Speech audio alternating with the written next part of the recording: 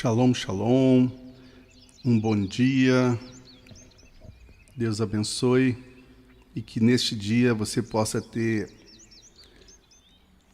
uma paz que só Jesus Cristo pode dar. Ele é o príncipe da paz, ele nos dá a paz que excede todo entendimento e nessa manhã, nesse dia, que você possa desfrutar dessa paz. Nós vamos falar hoje sobre o discípulo amado.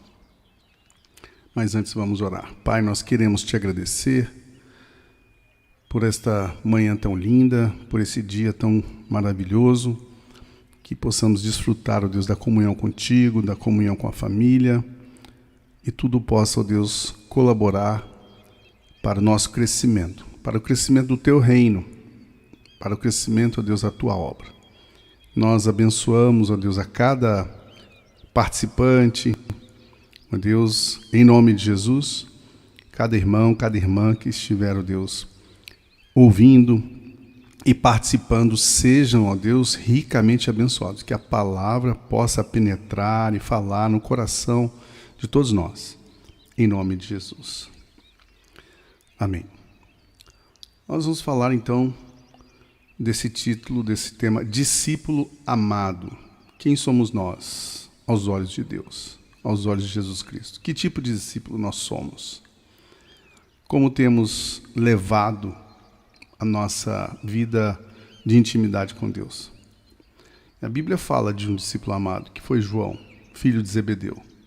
O nome hebraico de João era Yohanan, que significa Deus é gracioso.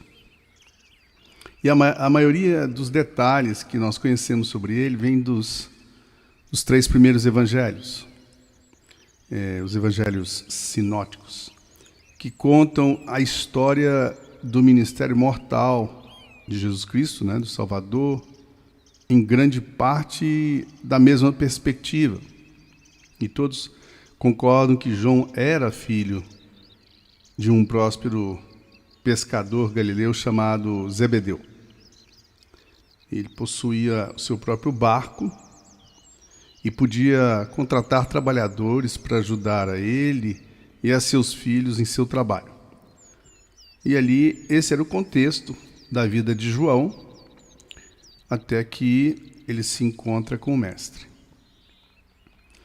Veja o que está escrito em João, no Evangelho de João 19, 27. Capítulo 19, verso 27. Depois disse ao discípulo: eis aí tua mãe. E desde aquela hora o discípulo a recebeu em sua casa. Jesus estava na cruz. E ele só teve João, o único discípulo que ficou ali ao pé da cruz e não fugiu.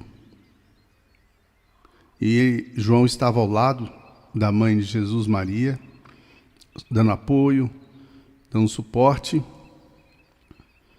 E Jesus era o primogênito. Tiago, o autor da epístola, era o segundo filho de Maria. E ele deveria assumir no lugar de Jesus a sua mãe, porque na cultura ali oriental, semítica, eles passam todo o cuidado da casa, os bens, a propriedade, tudo para o filho mais velho, que vai dar sequência aos negócios da família, para que as coisas não se diluam, se repartam e então ali fica aquele núcleo, né? Os bens, a casa, as posses, os animais ficam no controle do filho mais velho, que vai dar suporte à mãe, à avó, às mulheres solteiras. Elas ficam todas ali agregadas em torno do filho mais velho, que torna-se o tutor, o responsável por toda a família. Seria Tiago, o autor da epístola de Tiago, que é irmão de seu Jesus. Mas, no entanto, ele não tinha ainda uma experiência de novo nascimento, de experiência forte com Deus. Nem Tiago e nem Judas, que também é outro irmão de Jesus, que também escreveu uma epístola. Nenhum dos dois. Tanto que ele era perseguido pelos irmãos. Os irmãos confrontaram ele: mas você quer que o seu ensino seja conhecido e você não desce para a festa em Jerusalém? Você não faz milagres? Então... E ele falou: olha, vocês são desse mundo, Vocês são desse tempo, eu não sou. Então Jesus confrontou seus próprios irmãos. Quando disseram para ele assim, lá fora está sua mãe, suas irmãs, estão querendo falar contigo. Ele pegou e falou assim, quem é minha mãe? Quem são minhas irmãs? Por acaso não são esses aqui que cumprem a vontade do meu Pai? Ele estava ali reunido com um grupo. Então ele mostra ali a supremacia da família espiritual cristã em oposição à família consanguínea. A família consanguínea, para determinados aspectos, não todos, ficou em segundo plano no olhar de Jesus. E quem é que falava essa linguagem? Quem é que estava nesse mesmo espírito que Jesus? João. João estava nesse espírito. Bom, voltando àquela ideia, né, falando dos irmãos de Jesus, que após a crucificação de Cristo, né, e os fatos sobrenaturais, tanto Tiago como Judas, os irmãos de Jesus, né, eles mais tarde seriam autores de livros da Bíblia e teriam uma experiência maravilhosa de conversão, mas naquele momento da crucificação, não. É tanto que ele passa Maria, sua mãe, para os cuidados do seu discípulo amado João. Veja João 20, verso 1 e 2. E no primeiro dia da semana, Maria Madalena foi ao sepulcro de madrugada, sendo ainda escuro, e viu a pedra tirada do sepulcro. Correu, pois, e foi a Simão Pedro e ao outro discípulo. Aqui quem está escrevendo é ele mesmo, já. Então ele nunca põe o nome dele, né? Ele, na sua humildade, na sua tentativa de fazer com que a história se desenvolva sem ele ser o protagonista. Então correu, pois, e foi a Simão Pedro e ao outro discípulo a quem Jesus amava. Aí ele se refere a si mesmo como o discípulo a quem Jesus amava, e disse-lhes: levaram o Senhor do sepulcro e não sabemos onde puseram. Então, João está na categoria de discípulo amado.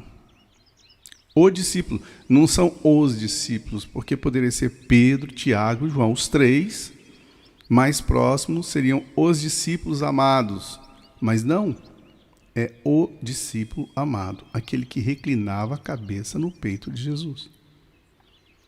Que tremendo, né? O que João tinha a mais? Não sabemos, mas sabemos que isso é um fato, né? Isso é bom para que nós possamos olhar para dentro de nós mesmos. Quem sou eu como discípulo de Jesus? Em que posição estou?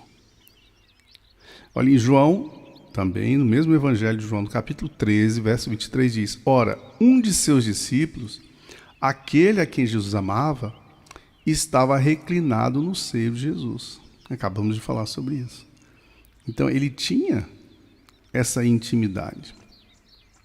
No mesmo Evangelho de João, no livro de João, no capítulo 19, verso 26, diz: ora, Jesus, vendo ali sua mãe, e que o discípulo a quem ele amava estava presente, disse a sua mãe, mulher, eis aí o teu filho.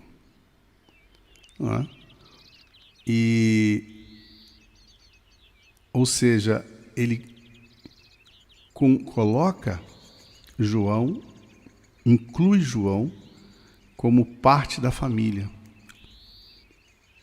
consanguínea. E com isso, João torna-se o líder espiritual de Maria.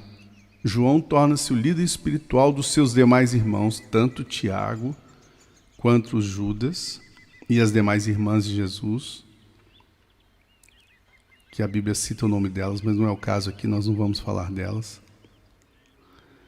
Então João viveu ao lado de Jesus Cristo, bem próximo. E no capítulo 19, verso 35 diz: e aquele que o viu testificou, e o seu testemunho é verdadeiro.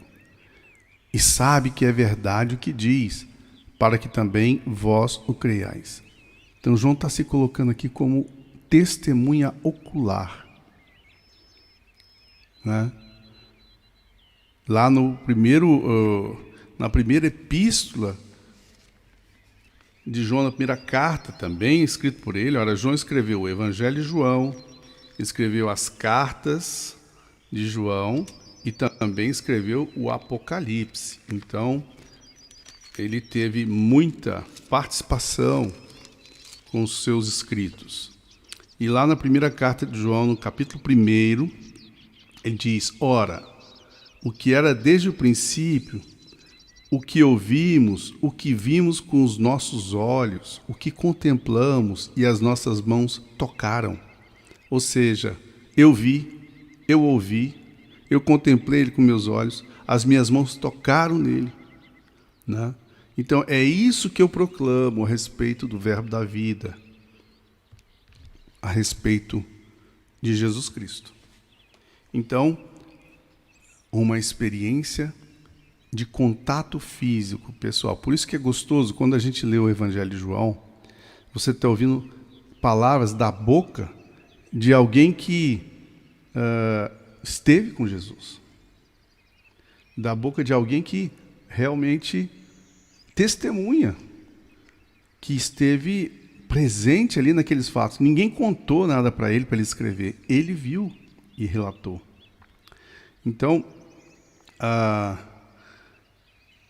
no seu evangelho, João ele tem toda a, vamos dizer assim, ele tem autoridade para poder falar sobre Jesus, porque não só ele estava presente, como ele era o mais chegado de Jesus.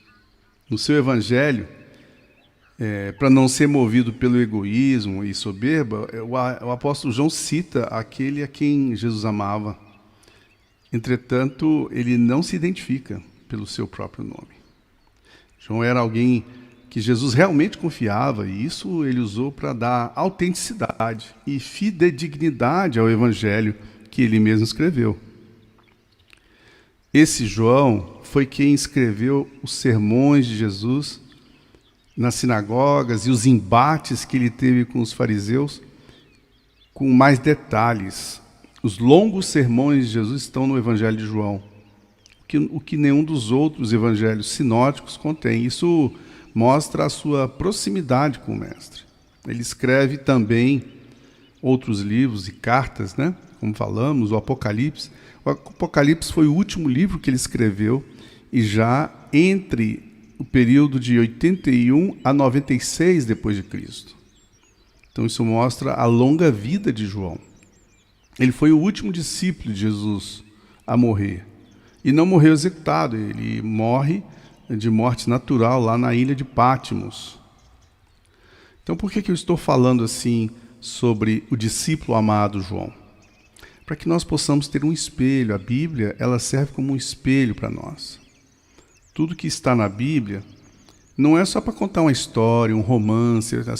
Algumas pessoas podem ler a Bíblia como um romance. São histórias lindas, né? Apaixonantes. Mas a Bíblia tem essas histórias, esses personagens, para que nós possamos nos espelhar.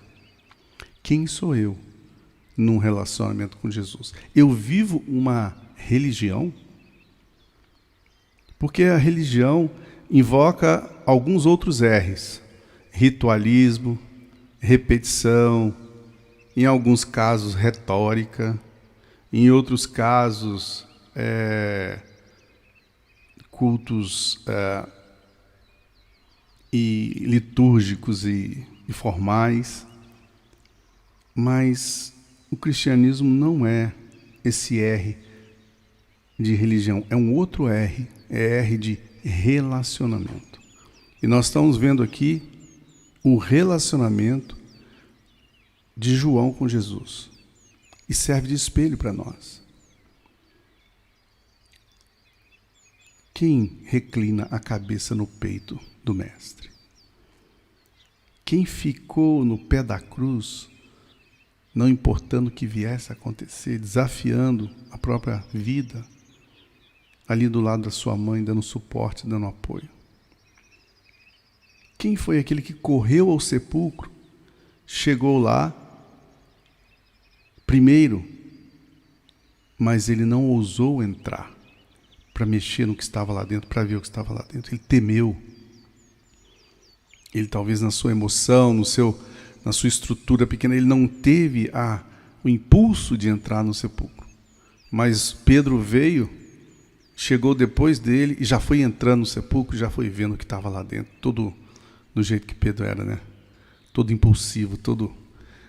E João não, ele era esse discípulo que tinha um comportamento, temor, um respeito, uma reverência.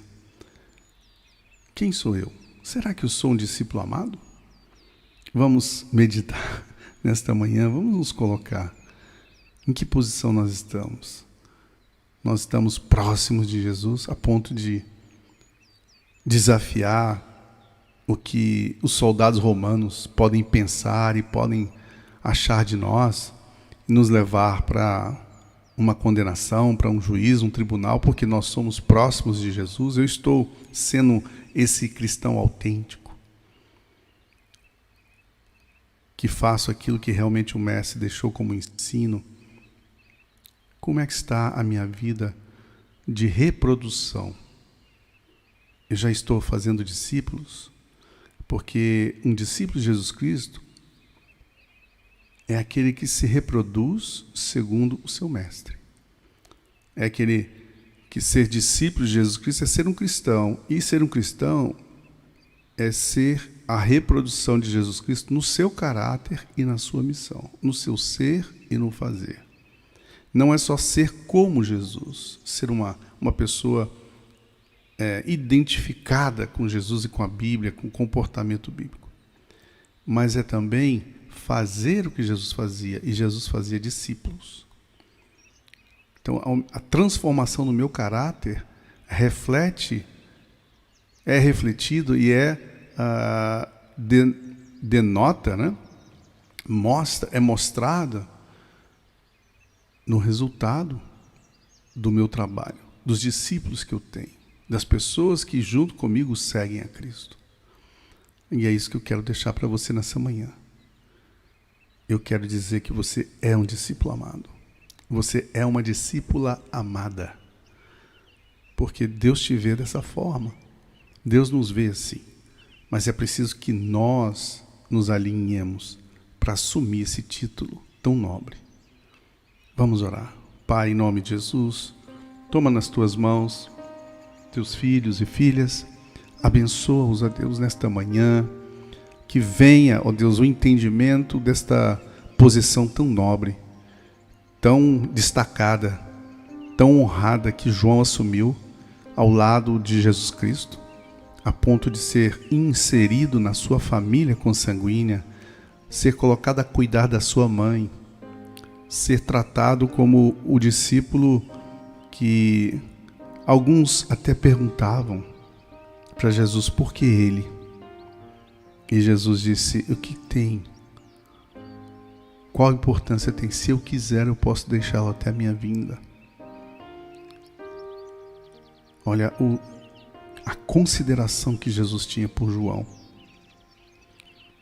E eu quero nesta manhã, em nome de Jesus, liberar sobre a sua vida esta palavra.